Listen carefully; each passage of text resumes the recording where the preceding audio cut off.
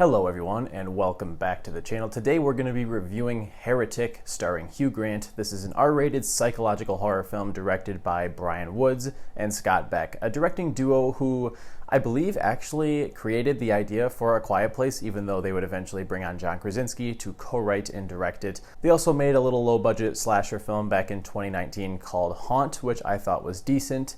Lately, their work has not been great, with 65 coming out last year and generally being a pretty boring sci-fi film. In Heretic, two Mormon missionaries from the Church of Jesus Christ of Latter-day Saints knock on the door of a seemingly normal man whom they'd like to convert to their faith, and what begins as a friendly discussion quickly turns into a diabolical game that will challenge their faith. First and foremost, I think it was kind of brilliant to cast Hugh Grant as the villain of a psychological horror film, because we're so used to him being this charismatic, nice guy in rom-coms of the 90s, as well as some other more quippy British films from Guy Ritchie, etc., etc. But in Heretic, his charisma is so off-putting because deep down you know there's something wrong with this guy, even though he comes off as friendly at first, and even when he first begins to question these two Mormon girls, he's still friendly about it, but you know there's something sinister brewing within that is eventually going to break out. And Grant is excellent as Mr. Reed, as this character who you are constantly trying to figure out. Not only are you caught in the suspense of knowing what's going to happen to these two girls and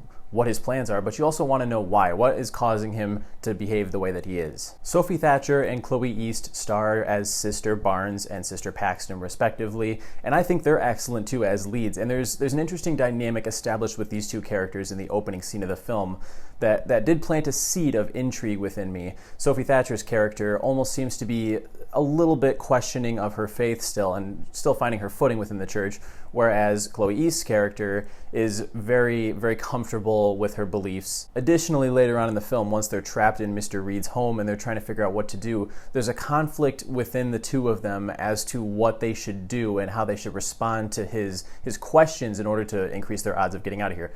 Should they lie and just say what they think he wants them to hear because they want to please him and hopefully he'll let them out after he's done with his spiel? Or should they rebuff his arguments, stick to their doctrine, and be truthful, because for all they know, this man could be very clever and might sniff out their lies from a mile away. I'm going to keep it light on details because I don't want to spoil anything about the story, but the first hour of Heretic is almost all talk. It's just these three characters sitting down in a room, talking, discussing faith, our belief in faith, what allows us to believe in our doctrine. It explores the history of religion and what religion has been used to do in the past, how different iterations of religions are similar and different. And these theological discussions were fascinating. This is like some of the best character-on-character dialogue that I have seen all year. I was really engaged and also on the edge of my seat because obviously, once again, you know there's something sinister brewing here.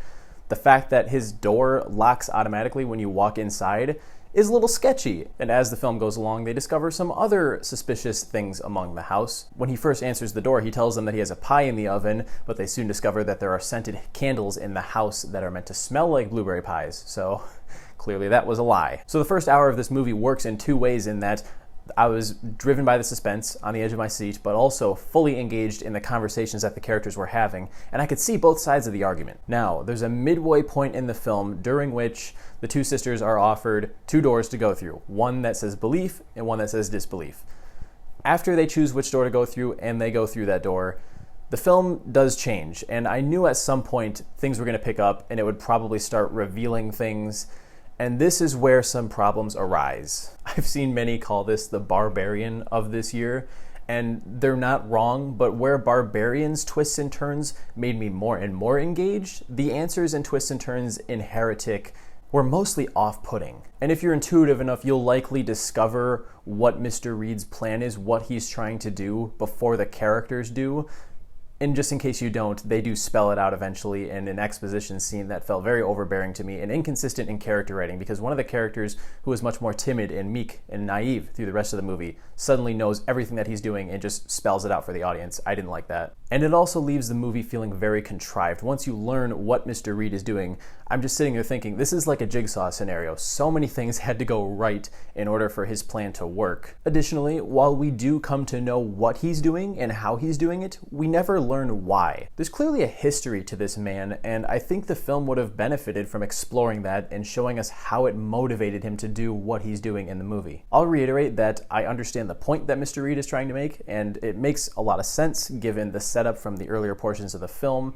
I just think there was so much more they could have explored with his character, and the third act doesn't become generic, it's just puzzling the way they executed some of the twists and turns. And I think the movie was absolutely at its best and most suspenseful when you didn't know where it was going, and it was just, there were these little details planted that unsettled you, but beyond that, you're just watching three characters have fascinating discussions. It is a sharp commentary on our ability to choose what to believe in, what that means for us internally, and how it's used as a societal construct. I just wish the ending stuck the landing as much as it clearly was intended to. So all in all, I do recommend that you check out Heretic because it will spark discussions, and I think that is a very good thing. You know, even if a film doesn't fully stick the landing in what it's trying to do, if it's able to generate conversation, I think that's a win. So I'm gonna give this film 3.5 stars. This is definitely one of those cases where I was tempted to put a spoiler section in my video, but I like to keep the whole thing spoiler free so that there's no risk of anybody learning something about the movie that they don't want to. So maybe I'll do a spoiler video in the future, but for now, be sure to let me know if you guys do see the film, what you think of it down in the comments. I'll catch you in the next one. Thanks for watching.